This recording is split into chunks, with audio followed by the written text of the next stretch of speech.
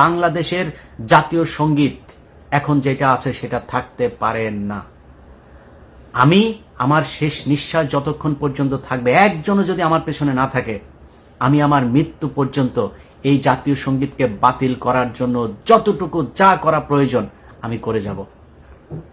আমি 2019 সালে যেদিন এই সোশ্যাল মিডিয়াতে প্রথম ভিডিও তৈরি করেছিলাম সাংবাদিকতা বাদ দিয়ে, সেই দিন আমি বলেছিলাম যে বাংলাদেশের সব সমস্যার মূল কারণ হচ্ছে ভারত। ইসকন নিয়ে নিউজ করার কারণে আমার পেছনে এখানে আওয়ামী লীগ, হিন্দু, এদের লোকজন সব আমার পেছনে বিশাল আকারে আন্দোলন শুরু করে দিল। এর কারণ কি? কারণ ওদের প্রত্যেক নিবাস হচ্ছে ভারত। তাদের কোনো সমস্যা হলেই দৌড় দেয় ভারতে। তাদের দেবদাস চক্রবর্তীর বাপও ছিল ভারতের। তাদের যত সমস্যার সমাধান করে দেয় ভারত। আর আমাদের বাংলাদেশের মানুষের জন্য, যারা বাংলাদেশের আসলেই বাংলাদেশকে যারা ওন করে, তাদের সব সমস্যার মূল কারণ হচ্ছে ভারত। এটা হচ্ছে পার্থক্য। এখন এই যে জাতীয় সঙ্গীত নিয়ে যেটা শুরু হয়েছে, এই জাতীয় সঙ্গীতে কিছু বুদ্ধিজীবী আপনাদেরকে বিভ্রান্ত করার চেষ্টা করছে যে এইটা আমাদের শেখ মুজিব সাহেব লিখে দিয়ে গিয়েছেন, এইটা বাংলাদেশের জাতীয় সঙ্গীত, বাংলাদেশের স্বাধীনতা অস্তিত্বের সাথে সম্পর্কিত, এসব বলার চেষ্টা করছে। প্রথম কথা, যদি কেউ ডিবেট করতে চান বলেন কোথায় যাবেন, আমি 5 জনকে নিয়ে সেখানে যাব। কে কোথায়, কোন জায়গায়, কোন ওপেন মার্কেটে কোথায় চ্যালেঞ্জ করতে চান, আমি আপনাদের চ্যালেঞ্জ অ্যাকসেপ্ট করতে রাজি।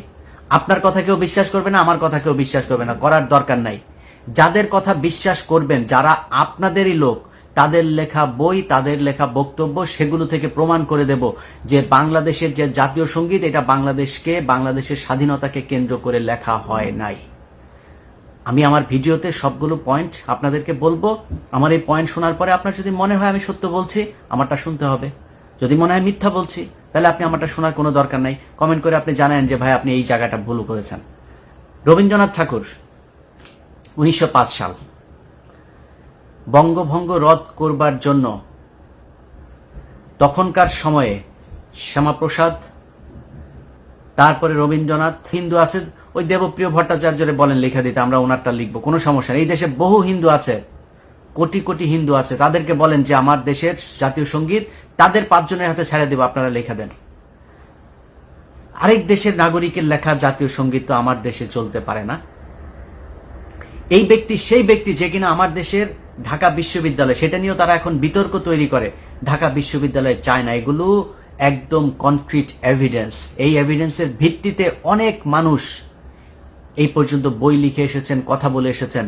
তাদের পেইড কিছু এজেন্ট, এই এজেন্টরা হচ্ছে এখন বলার চেষ্টা করে যে রবীন্দ্রনাথকে নাকি আমরা ধর্মের কারণে তার প্রতি সাম্প্রদায়িক এই দৃষ্টিভঙ্গি থেকে এসব বলে থাকি। ঢাকা বিশ্ববিদ্যালয়ের হিসাব আজকে বাদ, আজকে জাতীয় সঙ্গীতের ভেতরেই থাকে। আচ্ছা, এই জাতীয় সঙ্গীত রবীন্দ্রনাথ ভিনদেশী, রবীন্দ্রনাথ বঙ্গভঙ্গ রদকে কেন্দ্র করে লিখেছেন, সেটাও বাদ দিলাম। আমি রবীন্দ্রনাথের এটা নিতে চাই।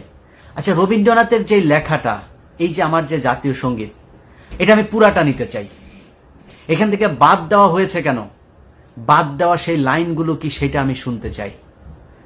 গুগল করেন, উইকিপিডিয়াতে যান, লেখেন যে পুরো জাতীয় সঙ্গীত, সেইখানে সবগুলো লাইন যদি আপনি মুসলমান হয়ে পড়তে পারেন, মায়ের পায়ের মধ্যে মাথা ঠেকাচ্ছেন, দুর্গার কথা বলা হচ্ছে, সেই লাইনগুলো কেন বাদ গিয়েছে, সেই লাইন বাদ আমি দিতে চাই না। আপনি যদি জাতীয় সঙ্গীত হিসাবে এটাকে চালাইতে চান, আমি পুরাটা পড়তে চাই, দেখি আমার দেশের মুসলমান সেটা পড়তে পারে কিনা।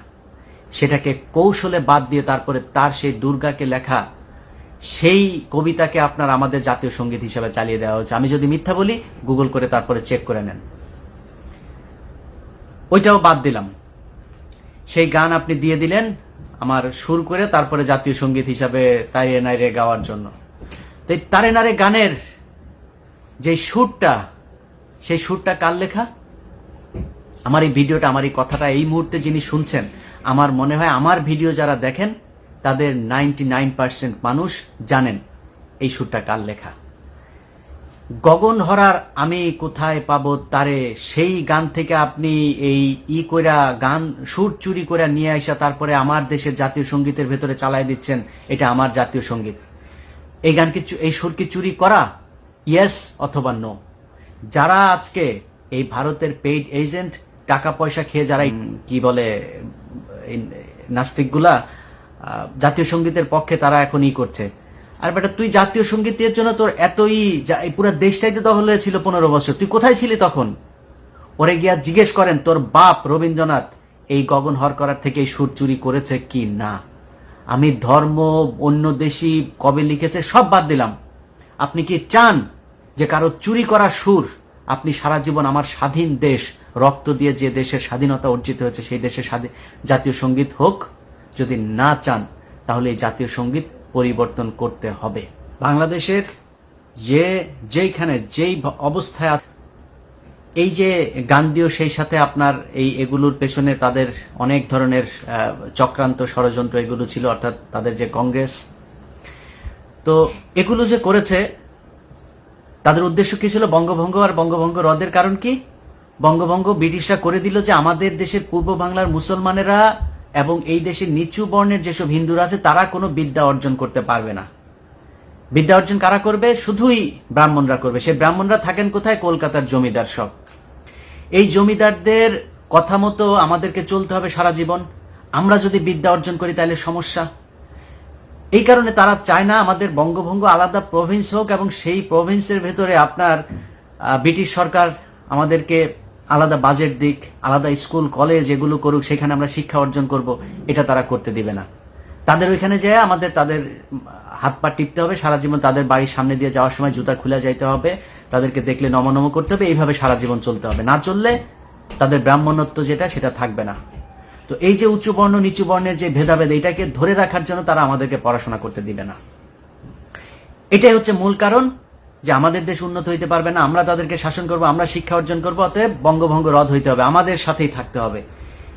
এই যে ক্ষুদিরাম যার ফাঁসি, এটা ব্রিটিশ আন্দোলনের বিরুদ্ধে না, বঙ্গভঙ্গ রদের কারণে এগুলো তারা আন্দোলন করেছে। হিন্দুদের যে কজনের নাম খুব কমই আছে যারা কিনা ব্রিটিশ বিরোধী আন্দোলন করেছে, তাদের যে কজনের খুব নাম শোনা যায় ক্ষুদিরাম সহ, সবই হচ্ছে বঙ্গভঙ্গের কারণে তারা যুদ্ধ করেছে বড়লাটদের বিরুদ্ধে।